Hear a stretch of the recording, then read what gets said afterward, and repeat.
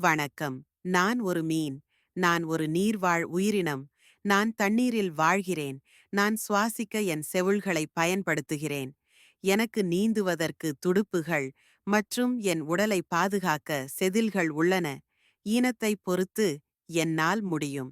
ஆழமான பெருங்கடல்களில், நன்னீர் ஏரியில் அல்லது ஒரு நதியில் கூட நான் சிறிய, வண்ணமயமான பாறை மீன்கள் முதல் பெரிய திமிங்கலம் வரை பல வடிவங்கள், அளவுகள் மற்றும் வண்ணங்களில் வருகிறேன்.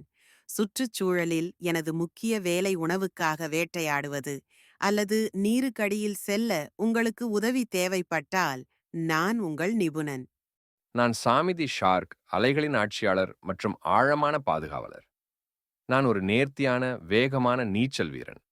கடலில் எனக்கு மிகவும் கூர்மையான புன்னகை கிடைத்ததாக என் நண்பர்கள் கூறுகிறார்கள்.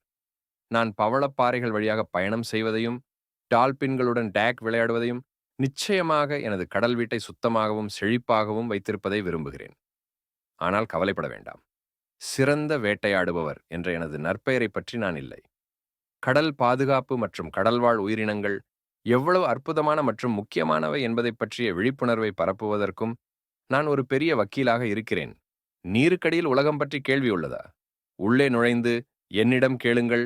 நான் சத்தியம் செய்கிறேன், நான் கடிக்க மாட்டேன். வணக்கம். நான் ஒரு திமிங்கலம், கடலில் உள்ள மிகப்பெரிய மற்றும் கம்பீரமான உயிரினங்களில் ஒன்று. நான் செட்டேஷியன் குடும்பத்தின் ஒரு பகுதி, அதாவது டால்பின்கள் மற்றும் போர்போய்ஸ்களுடன் நான் நெருங்கிய தொடர்புடையவன். இருப்பினும் நான் சிந்திக்க விரும்புகிறேன். நான் குழுவில் உள்ள பெரிய உறவினர். இது 33 யானைகளுக்கு சமம். நான் பலீன் திமிங்கலமா அல்லது பல் திமிங்கலமா என்பதை பொறுத்து கிரில், சிறிய மீன் அல்லது பிளாங்க்டன் போன்ற உணவை கண்டுபிடிக்க ஆழமாக மூழ்கி உலகப் பெருங்கடல்களில் நீந்துவதில் எனது பெரும்பாலான நேரத்தை செலவிடுகிறேன். நான் ஒரு பல் திமிங்கலமாக இருந்தால், ஓர்காஸ் அல்லது விந்தணு திமிங்கலங்கள் போன்றவை, எனது கூர்மையான பற்களை பிடித்து சாப்பிடுவேன். இரை திமிங்கலங்கள் மிகவும் புத்திசாலித்தனமான மற்றும் சமூக உயிரினங்களாக அறியப்படுகின்றன. மேலும் ஓர்காஸ் போன்ற சில இனங்கள் குடும்ப காய்களில் வாழ்கின்றன. அங்கு நாம் கிளிக்குகள், விசில்கள் மற்றும் பாடல்களை பயன்படுத்தி ஒருவருக்கொருவர் தொடர்பு கொள்கிறோம். பாடல்களுக்கு பிரபலமானவர்கள்